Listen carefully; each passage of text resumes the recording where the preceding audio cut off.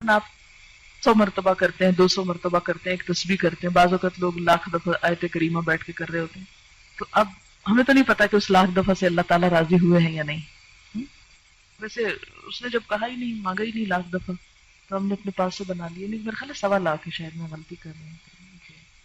پتہ نہیں 25 اور کس نے بڑھائے ہیں، کس نے اپنے ہاتھ میں قانون لے لیا.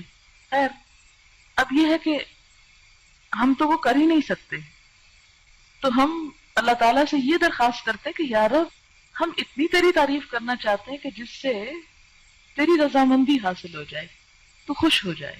سبحان اللہ وبحمدہ عدد خلقہ ورضا نفسہ وزنۃ عرشہ ومداد کلماتہ. سبحان اللہ، پاک ہے اللہ، یا پاکی اللہ کے لیے ہے.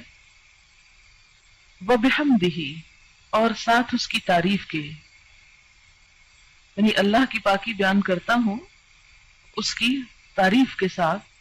کتنی پاکی بیان کرتا ہوں، کتنی تسبیح کرتا ہوں؟ عدد، تعداد، گنتی، خلق ہی، اس کی مخلوق کی، یعنی جتنی اس کی مخلوق کی تعداد ہے اتنی دفعہ میں اللہ کی تسبیح کر رہا ہوں. تو اب جب ہم تسبیح کرتے ہیں، جیسے تسبیح پڑھتے ہیں دانوں کے اوپر، تو ہم کہتے ہیں سبحان اللہ سبحان اللہ سبحان اللہ سبحان اللہ، یا انگلیوں کے اوپر پڑھ رہے ہیں آپ، تو ایک وقت میں آپ کتنی دفعہ پڑھ سکتے ہیں؟ مثلا 1 منٹ میں چند دفعہ ہی پڑھیں گے نا.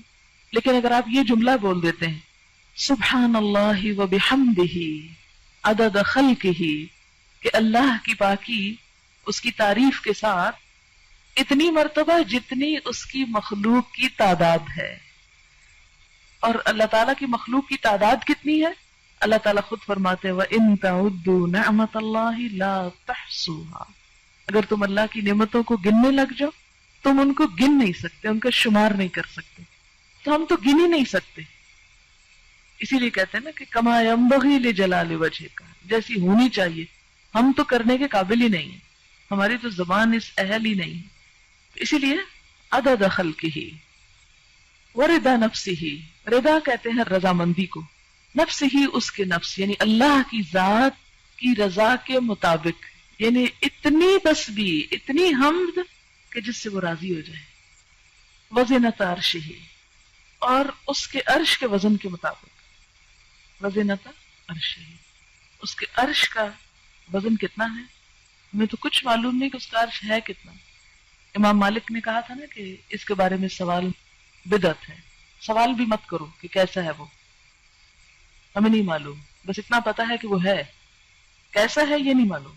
وَمِدَادَ كَلِمَاتِهِ، اور اس کے کلمات کی لکھنے میں جتنی سیاہی درکار ہے.